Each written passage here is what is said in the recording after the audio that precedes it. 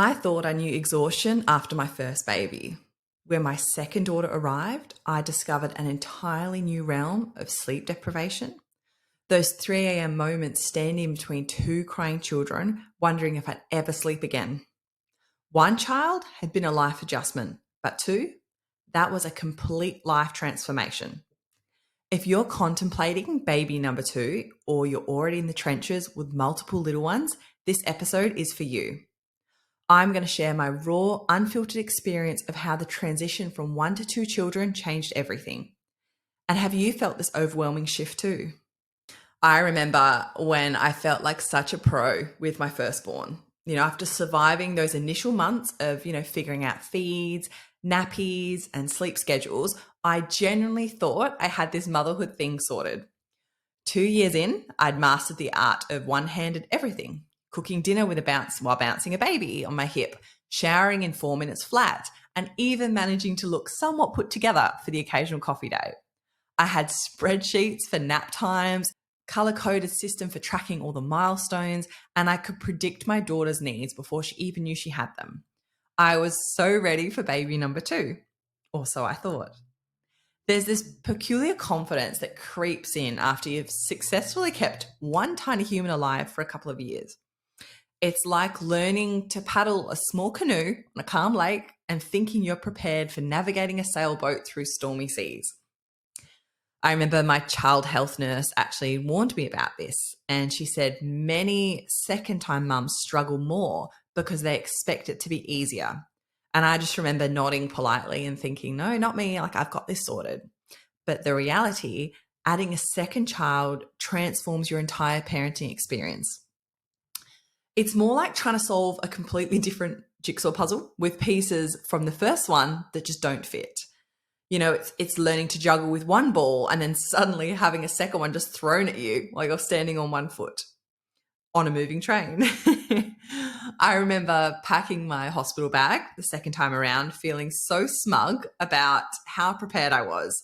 I knew exactly what I needed. I had the right bra for breastfeeding. I had the lip balm for the dry hospital rooms, and I had all the snacks for the middle of the night hunger.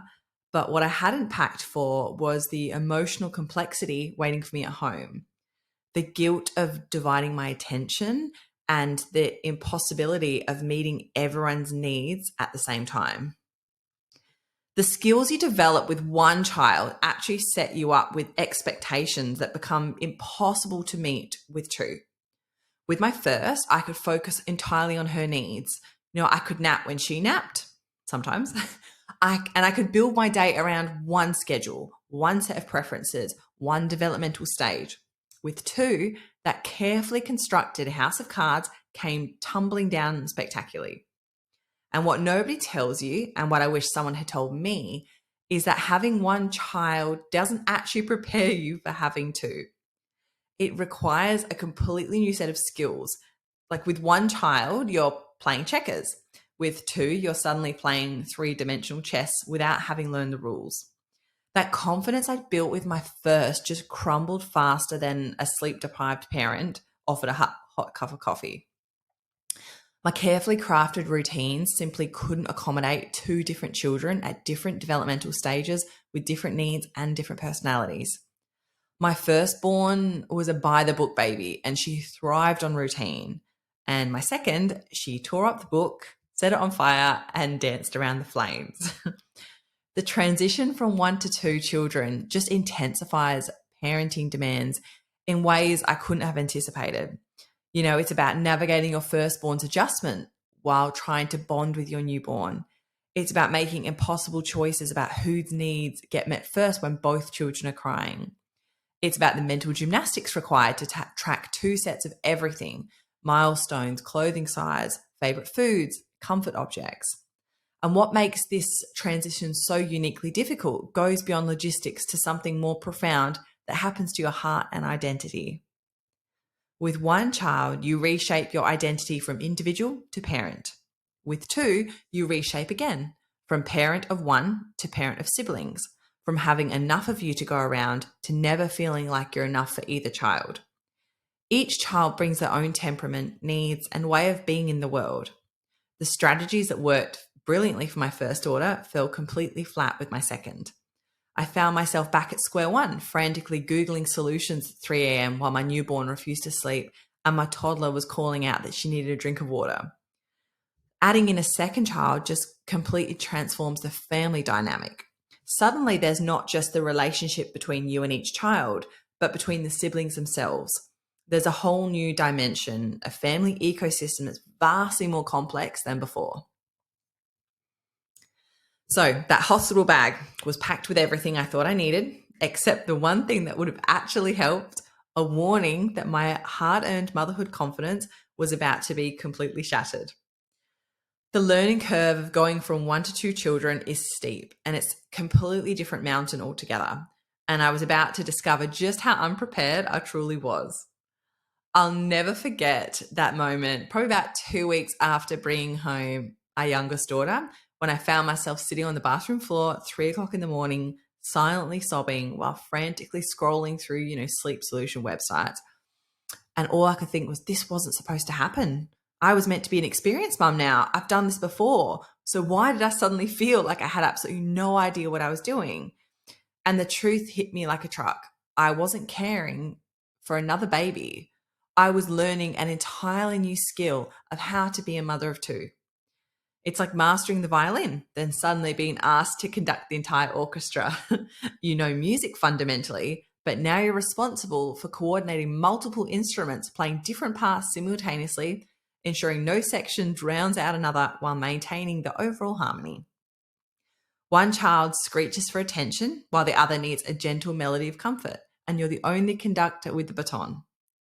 What shocked me most was just how completely different my second daughter was from my first.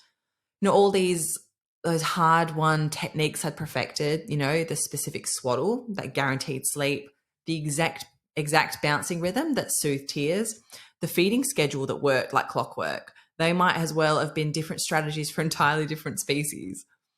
My second baby refused to be put down unless she was tightly swaddled with her arms in.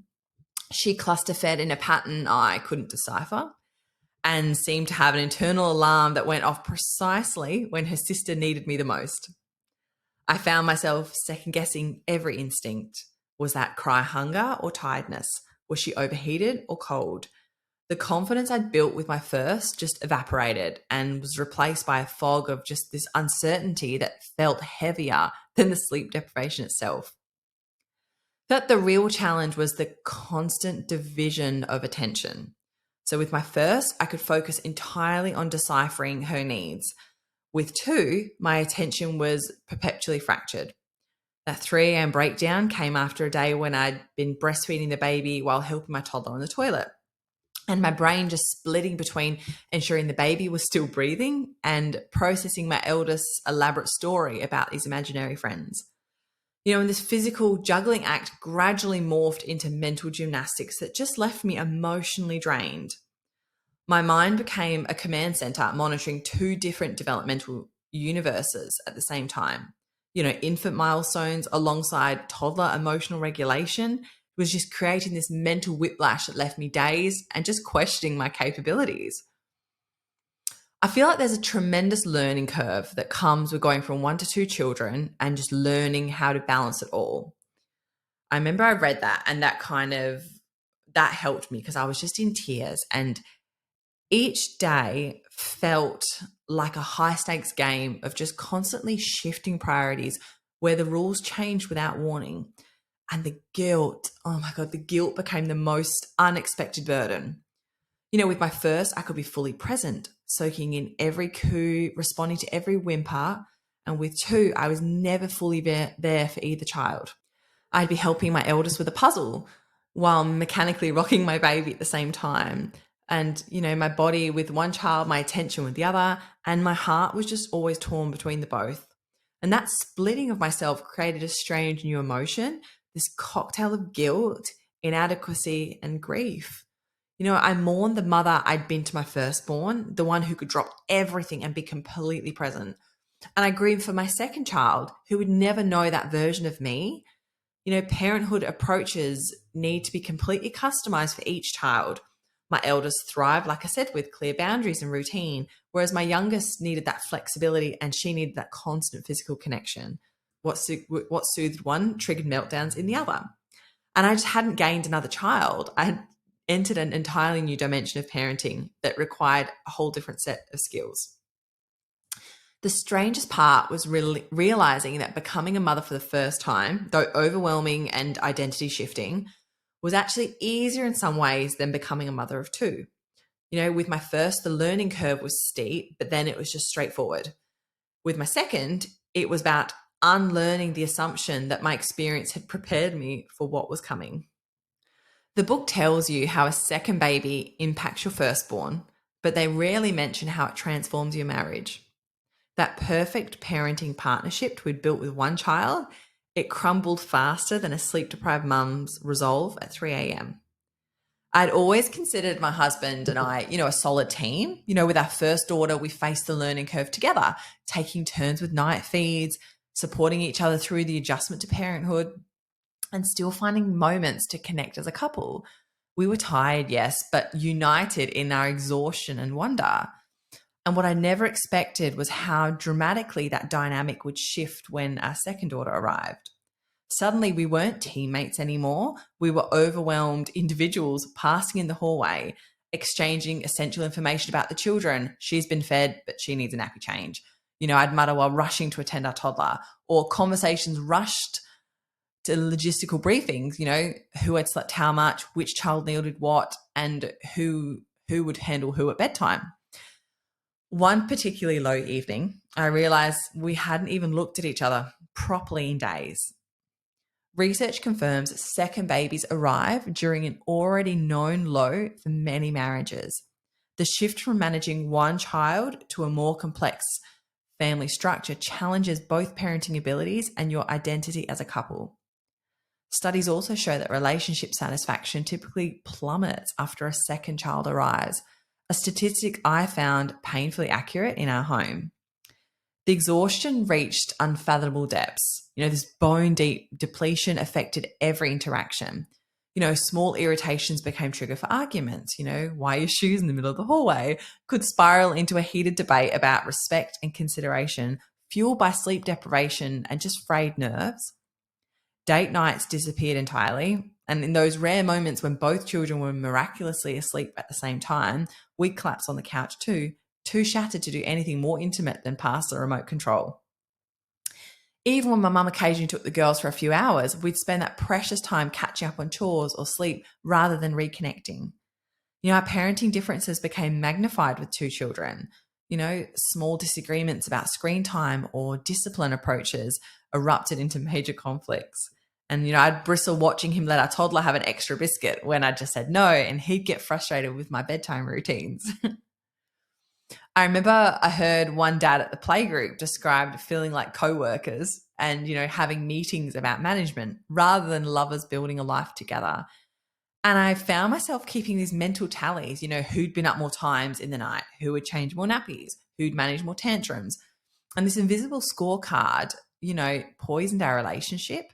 Well, I've been up with the baby all day, and I think resentfully as he took a 5-minute bathroom break. And he was doing the same counting on his end. This emotional distance grew concerning. Where we once shared, dreams and silly jokes, we now shared cleaning rotas and just calendar invites. And this practical reality of being outnumbered changed everything. There was simply less energy available for nurturing our relationship while in survival mode. I think as well, when you have one child, you're teammates, you're doing it together. But when you have two, it's almost like the dad takes the toddler and the mum has the baby. So it honestly feels like you're just parenting separately. You've got one each child. You're not really doing things together.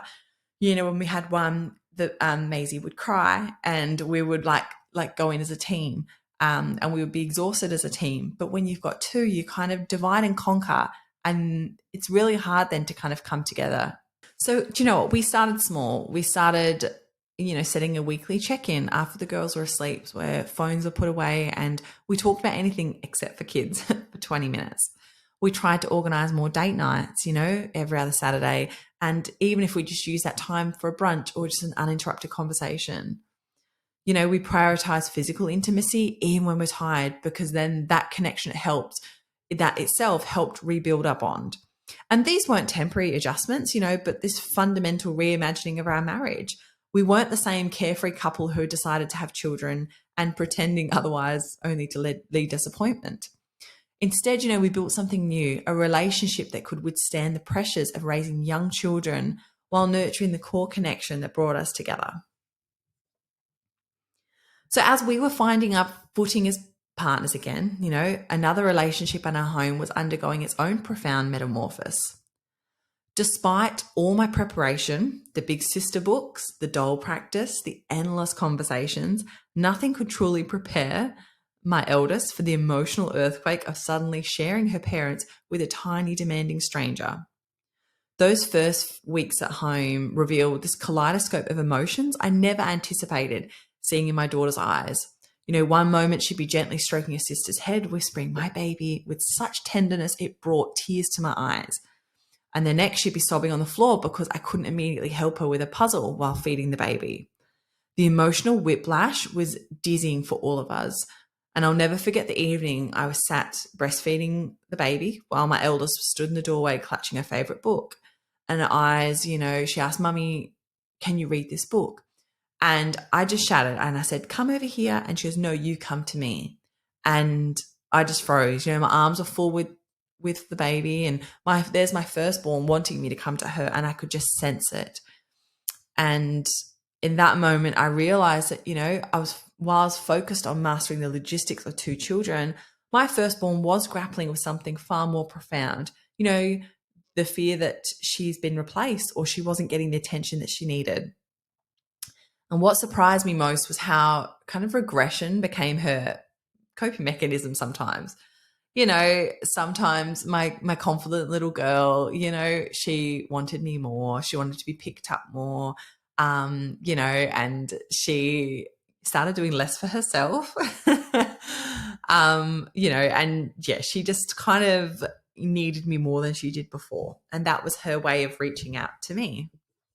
I was quite lucky as well, I suppose, because I had such a close age gap with my girls. So Maisie still wasn't even 2 when I had Maeve. So I think because of the close age gap, there was never too much jealousy because she was still quite young and she kind of, I suppose, didn't really get it. But I have spoke to other mums, who've got a large age gap. And I think when the older kids are maybe older, like, 4, 5, 6, then they probably would notice that change in dynamics and the attention. And other mums have reported that there is this jealousy. So I feel like the first kids they do cop a lot, and we're trying to adjust ourselves, but they're going through a lot themselves.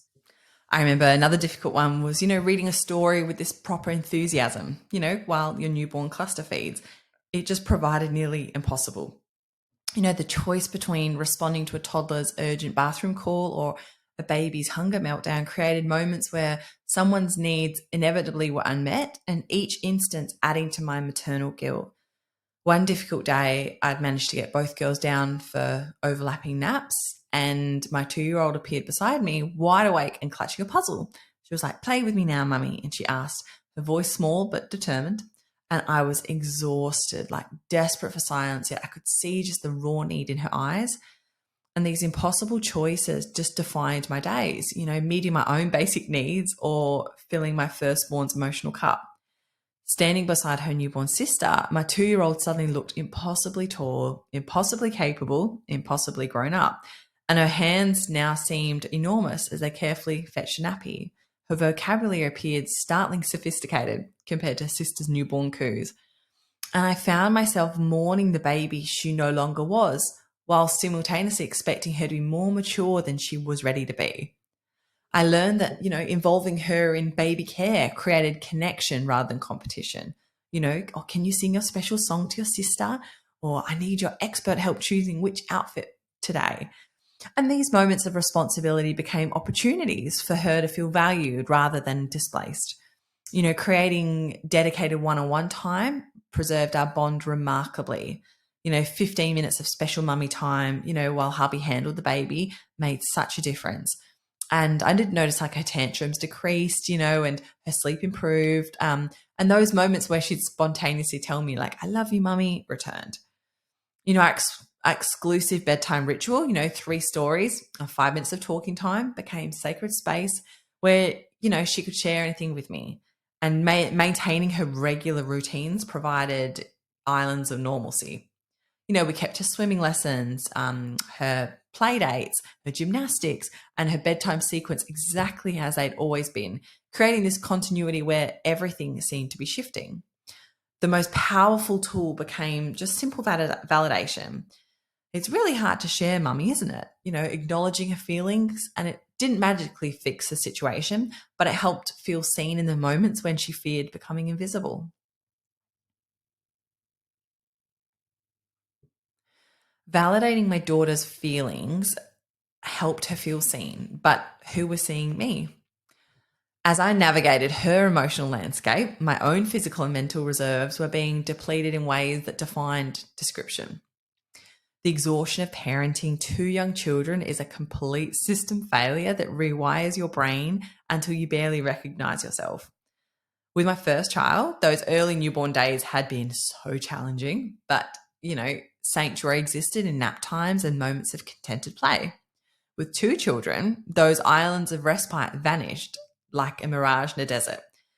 There's something uniquely relentless about managing 2 little ones with completely different needs. The physical tiredness, the interrupted nights, the constant movement, the endless lifting and carrying, it's grueling enough. But what truly broke me was just the mental fatigue. My brain operated in a permanent fog, like a device running on critically low battery power, where even basic functions shut down to preserve what felt like energy remains. One afternoon, I found myself standing in my kitchen, just staring blankly at the wall, and I had my spatula in my hand, and I had no recollection of what I'd been cooking or why I was even in the kitchen. It was as if I'd teleported there, consciousness having momentarily flicked it out. These gaps in awareness became frighteningly common, and my body moving through the motions while my mind simply shut down to conserve whatever scraps of energy remained. And the constant switching between my toddler's complex emotional universe and my baby's immediate physical needs just created this cognitive whiplash. My toddler would be so deep into a story about dragons, requiring my full attention, and then the baby would start wailing for a feed.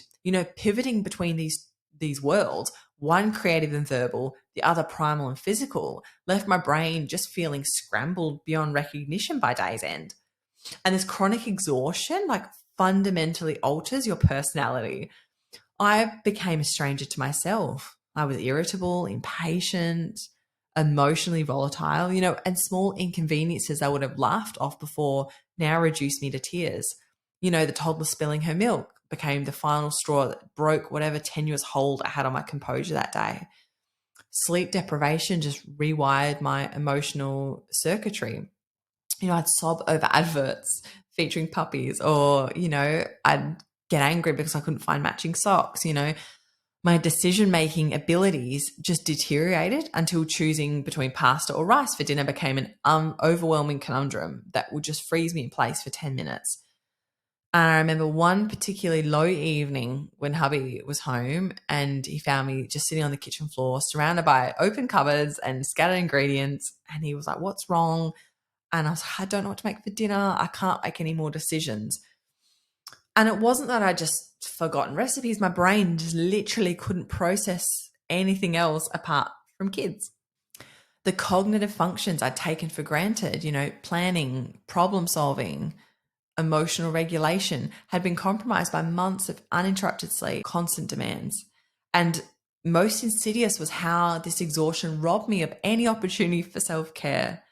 I knew intellectually that I should be prioritizing sleep, eating properly, and perhaps finding time for a shower that lasted more than 2 minutes. But the logistics of managing 2 children's needs left absolutely no margin in my day.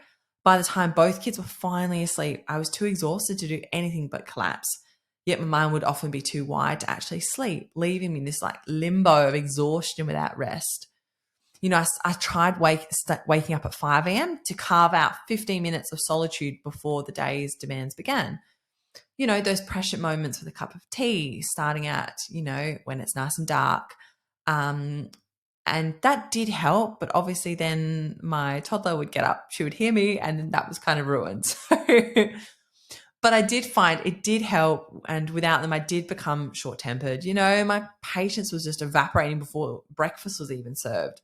But yeah, on the days when the baby woke early and stole my quiet time, my fuse just shortened dramatically. I'd issues that might normally warrant a calm redirection would trigger just this emotional outbursts, and I would just feel so guilty. And this exhaustion just compounds itself.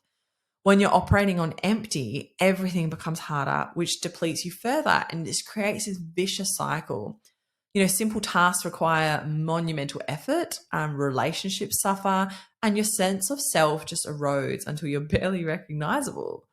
It's a whole person depletion, physical, mental, and emotional, that transforms you in waves that you could never anticipated, affecting your health, relationships, self perception, and ability to find joy in the very children who are the very reason for your exhaustion. Beyond the exhaustion lies perhaps the most jarring reality of having two children: the complete dismantling of your former identity.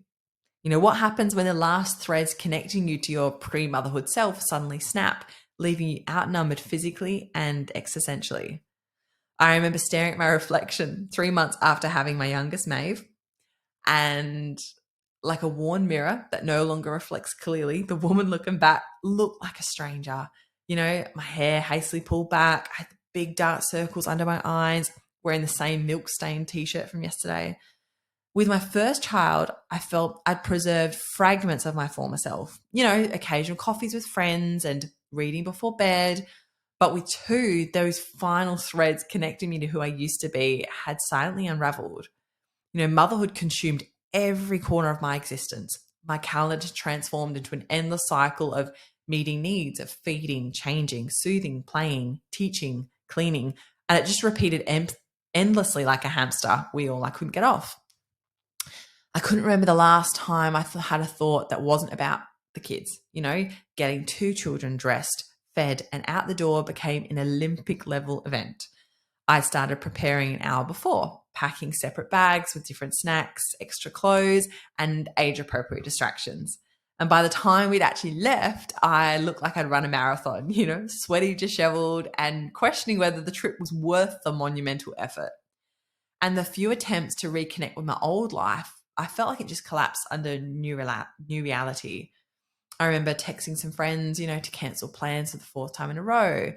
I typed another apology, and it just hit me like I hadn't had a conversation about anything other than children in weeks.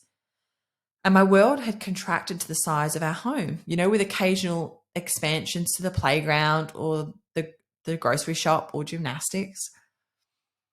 Being outnumbered fundamentally shifted the power dynamics in our home. With one child, we adults still maintained the illusion of control. With two, the children clearly had the upper hand at times, like when both girls were screaming during an important phone call and I found myself hiding in the bathroom cupboard just to hear what was being said. This outnumbering was emotional and psychological too. The surprising freedom came when I finally abandoned my superwoman complex. After months of struggling to maintain impossible standards, I began making deliberate choices. I identified what truly mattered: eating one green thing a day, moving my body, and those things became non-negotiables. Staying connected with my closest friends, even through voice messages, was just vital. Meanwhile, perfectly folded laundry and spotless floors could wait. Each day became an exercise in conscious trade-offs. An hour with a friend during that rare simultaneous nap time meant no workout. Writing in my journal meant dishes would wait until the morning. Every choice required giving up something else important, forcing me to distinguish between what would sustain me versus what would drain me further. And this juggling extended to my marriage. With barely enough energy for our children's needs, nurturing our relationship required intentional effort. Date nights became, mythical creatures we rarely encountered, but we tried to connect in small moments, a 5-minute conversation while loading the dishwasher, hug between bedtime routines, or text that said nothing more than like, I love you, I'm thinking of you, have a good day. This transformation wasn't just about losing my old self, but confronting deeper questions. Who am I beyond motherhood? What matters most when I can't do it all? What kind of mother, partner, and woman do I want to be when stretched beyond what seems humanly possible? Some days these answers seemed impossible to find. On others, they emerged with clarity. I started embracing imperfection by deliberately leaving toys out sometimes rather than racing to tidy. I scheduled 5-minute meditations between feeding the baby and helping my toddler. I learned to find joy in chaotic family breakfast times rather than stressing about the mess. I was becoming someone who could let go of perfection without letting go of purpose. Someone who found moments of joy in chaos rather than waiting for calm. Someone who understood that thriving in this season looks different from previous chapters of my life. This transformation gave me a more grounded perspective, clearer priorities, and the liberating knowledge that I didn't have to do it all to be enough for my family. The clearer sense of priorities helped guide my decisions, but it couldn't magically create more hours in the day or hands on my body. There's a particular kind of exhaustion that comes with having two under two. One that transforms ordinary days into endurance events and leaves you questioning how you'll possibly summon the strength to do it all again tomorrow. I remember a friend asking me how things were going about 6 months after my second daughter was born, and I stared at her blankly for a few moments before finding the words. And I was just like, I'm just running all day, every day. And that's exactly what it felt like, a relentless marathon with no finish line in sight. Days stretched endlessly before me, yet paradoxically, weeks and months somehow vanished in a blur of nappies, snacks, and bedtime stories. The constant juggling became my new normal. One child asking for help with the toilet while the other needs a feed, both happening precisely when the delivery driver rings the doorbell. There's no pause button. There's no way to prioritize one urgent need over another. And in these moments, my heart would race as I made impossible calculations about which child's needs could wait 30 more seconds. And what surprised me most was the perpetual sense of falling short. No matter how efficiently I moved through our days, I never quite managed to meet everyone's needs fully. The house was never properly tidy, meals were rarely hot when eaten, and someone always seemed to need something I wasn't providing quickly enough. I remember one particularly challenging week that encapsulates everything about this period. My husband was away at work and both girls were sick, and of course then the fridge stopped working and the dishwasher was leaking. So I remember I spent the morning mopping up the water from the dishwasher leaking, trying to empty the fridge, all while balancing, a feverish baby on my hip. My toddler, also unwell, was following me around the kitchen crying and clinging to my legs as I tried to salvage what I could from the fridge.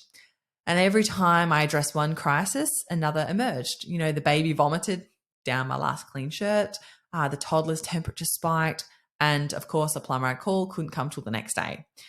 I remember that evening as I finally got them both to sleep after a day of high temperatures, vomiting, tears, some of them there, some of them mine. I texted my mum and I was like, we've all survived today and that's enough. And it was enough. It had to be. Like this moment, more than any other, crystallized my now reality. Success with two little ones had absolutely nothing to do with achievement and everything to do with survival. A good day wasn't measured by productivity or accomplishments, but much simpler metrics. Everyone was fed something reasonable, nutritious, mostly clean, and still loving each other by bedtime. The house hadn't actually caught fire. No one required medical attention. These became my victories, my gold medals in the parenting Olympics. And my vision narrowed during this time. Long-term planning became an unaffordable luxury when simply getting through each day required every ounce of my energy and attention. I lived hour by hour, focusing solely on the immediate tasks before me. What I couldn't see then would gradually discover was how this intense period was building resilience and skills I'd need for the challenges ahead. What I wish someone had told me earlier is that this phase of merely surviving isn't failure. It's exactly what you're supposed to be doing. The understanding that most parents feel inadequate during this transition would have eased some of my self-doubt. I read much later an interesting article that perfectly captured what I was experiencing. Everyone confessed that they felt as though they were only just falling over the finish line at the end of each day. And knowing that falling over the finish line each day is the normal experience, not the exception, that might have allowed me to be more gentler with myself during those insanely demanding years. And perhaps more importantly, understanding that this phase eventually transforms into something different might have given me the hope I desperately needed. So after years of feeling this perpetually inadequate, I noticed a subtle shift that changed everything. The sibling relationship that required so much of my energy to manage was evolving into something I never created, a bond forming independently of me that would eventually deliver the most unexpected reward of having two children. Oh, this is where I get all teary. Watching the girls, it's so beautiful to watch them have this relationship. And I still remember the first time it happened. It was just a basic weekday. I was loading the dishwasher and I heard just genuine laughter coming from the playroom.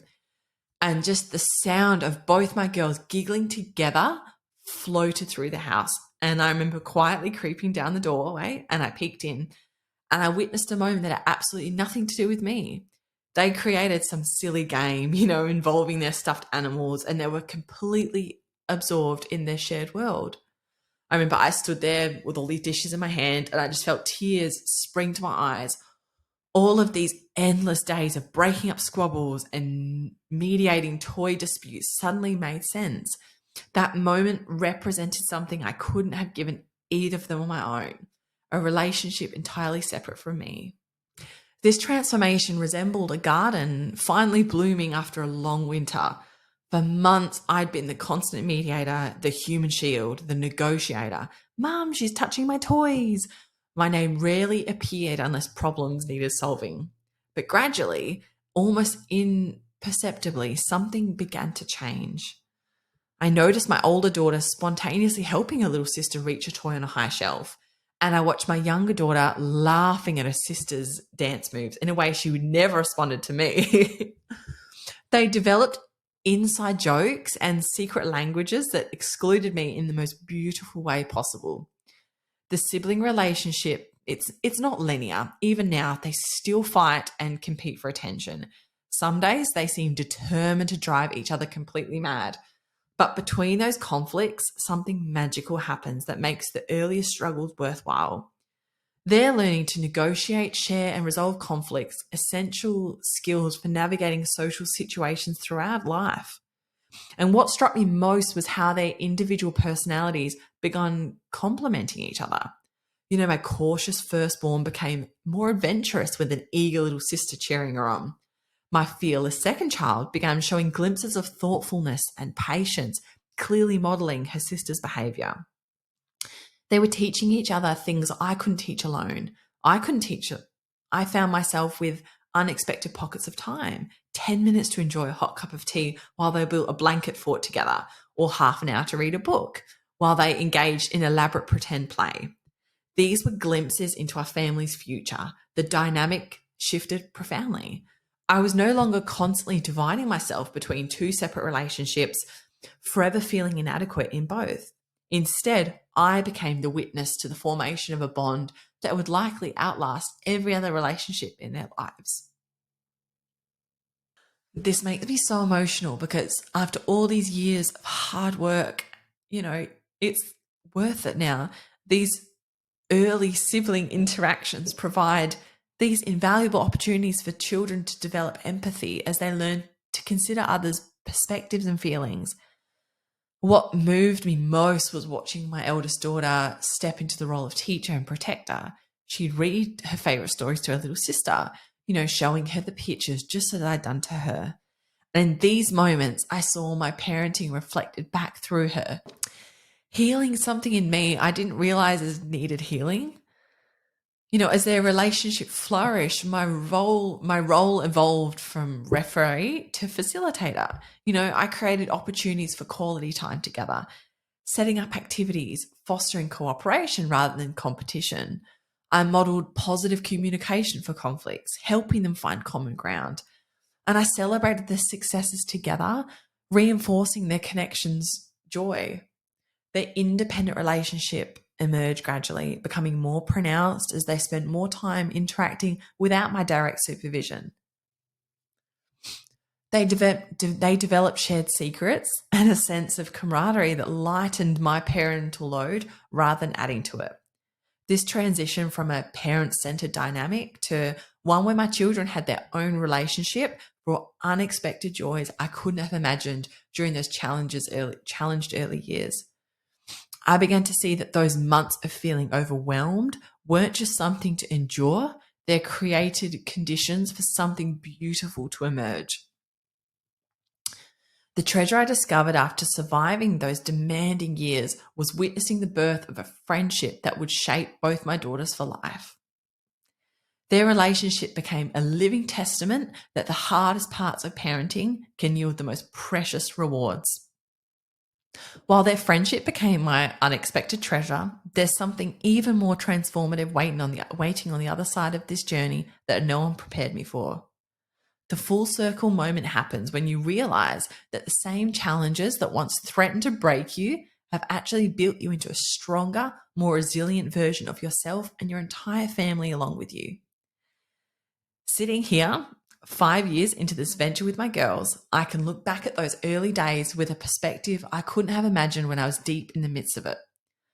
The depth of exhaustion and the identity crisis were essential elements that shaped who we've all become.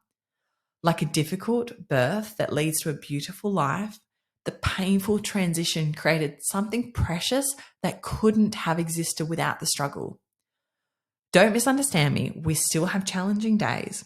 Just yesterday, a disagreement over whose turn it was with the purple cup spiraled into tears before breakfast, and sometimes I still feel stretched impossibly thin between their competing needs. But here's the difference. These moments now exist within a framework of deep, established love and connection that makes them feel manageable rather than overwhelming. What I couldn't possibly see during those early sleep-deprived months was how my daughters would develop a relationship that gives them both something I alone could have provided.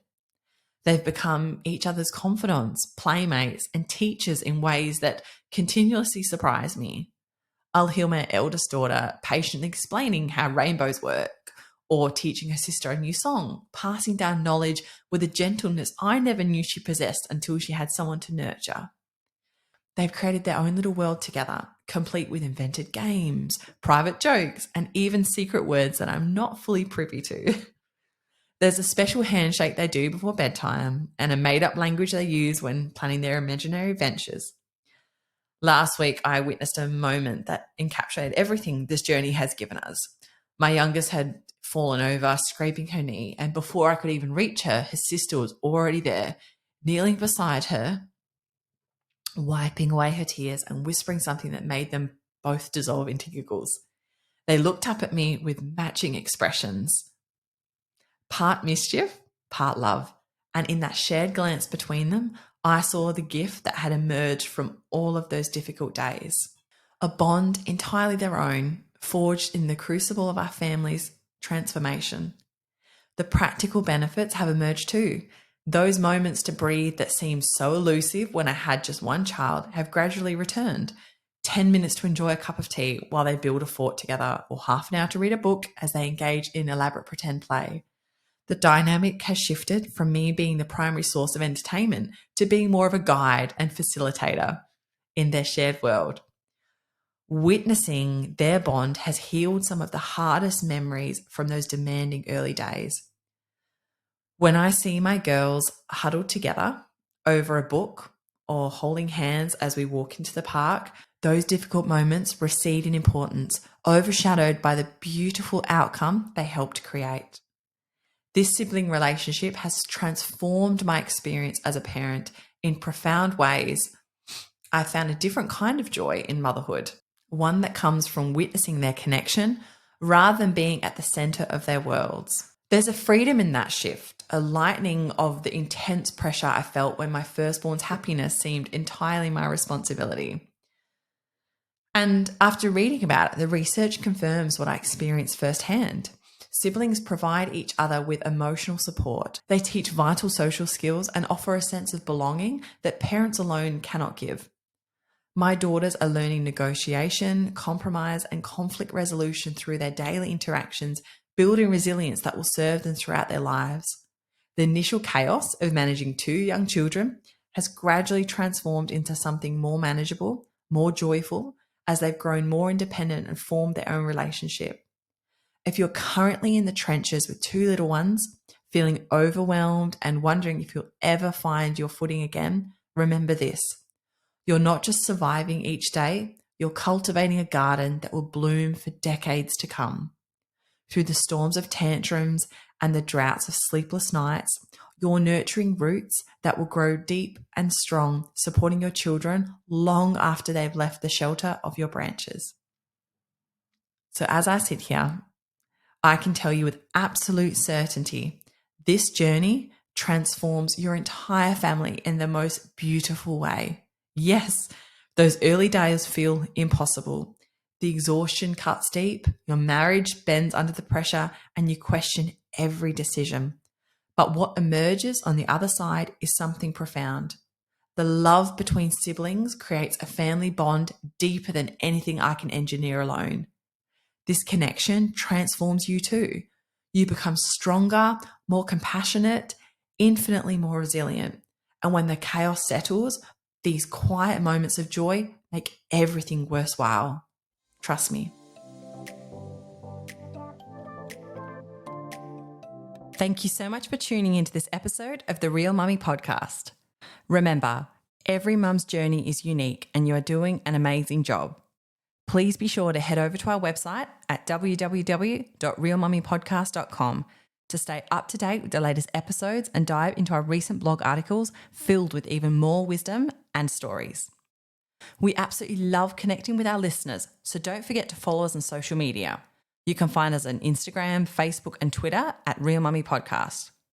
Join the conversation, share your thoughts, and become part of our supportive mum community. And I'd love to hear from you. Have you got a topic you want covered? Do you have a guest you'd love to hear from? Reach out to us through our website or social media. Your input is invaluable and helps us to create the content that matters most to you. Thank you for being part of the Real Mummy podcast family. Until next time, stay strong, stay kind to yourself, and remember, you're never alone on this journey. You've got this.